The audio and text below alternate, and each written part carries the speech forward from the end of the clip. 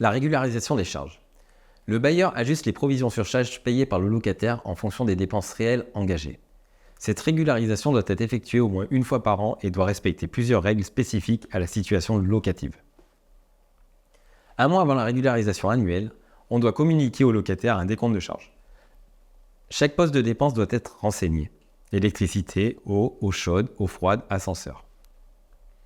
Les charges dont sont redevables le propriétaire et locataire doivent être distinguées. Si le logement est situé dans un immeuble collectif, il doit préciser le mode de répartition entre les locataires. Ce document doit permettre au locataire de vérifier que les charges qui lui sont réclamées lui sont bien imputables et de comprendre les variations susceptibles de se produire d'une année sur l'autre. La régularisation en copropriété. La provision sur charge. Dans une copropriété, les charges sont réparties selon les tantièmes ou les quotes-parts des copropriétaires. Le bailleur avance les charges trimestrielles au syndic de copropriété, puis récupère la part correspondante à son locataire mensuellement sous forme de provision. Le budget prévisionnel de la copropriété sert de base pour déterminer les provisions que le locataire doit verser chaque mois. La régularisation annuelle. À la fin de l'exercice comptable de la copropriété, le copropriétaire bailleur reçoit un arrêté des charges de la copropriété et compare les provisions versées par le locataire avec les dépenses réelles.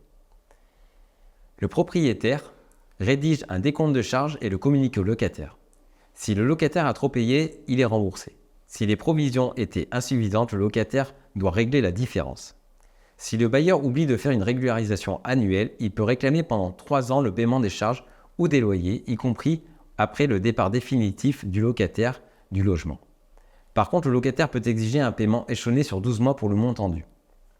À la sortie du locataire, le bailleur pourra conserver 20% du montant du dépôt de garantie dans l'attente de la clôture de l'exercice comptable de la copropriété et de la réception de l'arrêté des charges de la copro.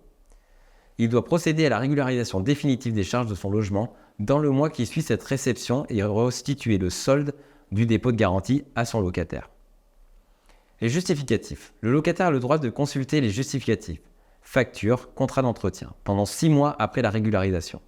Ces documents doivent être disponibles du bailleur ou de l'agence. Dans la pratique, il est préférable de fournir les documents justificatifs en même temps que la notification de régularisation. Le prorata temporis. En cas de changement de locataire en cours d'année, les charges doivent être réparties au prorata du temps d'occupation. Le bailleur doit calculer la part des charges pour chaque locataire sur la base du nombre de jours d'occupation. La régularisation en location classique. La provision sur charge. Le bailleur évalue les charges en fonction des dépenses réelles des années précédentes ou des estimations pour les services inclus dans la location, eau, entretien des équipements. Ces provisions sont payées en même temps que le loyer.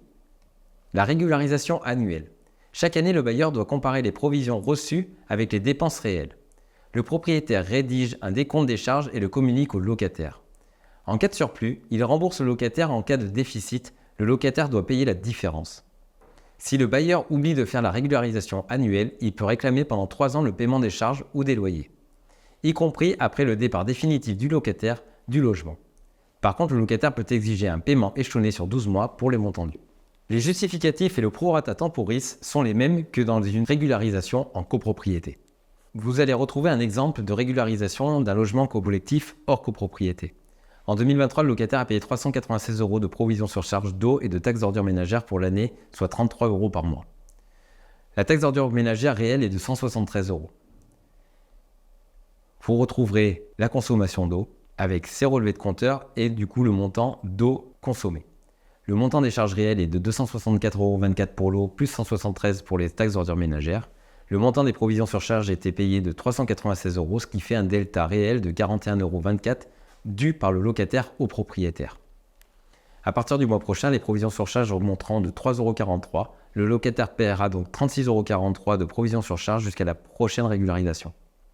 Vous retrouverez un deuxième exemple de régularisation de charges en copropriété, juste en dessous du cours, avec des annexes pour vous expliquer tout ça.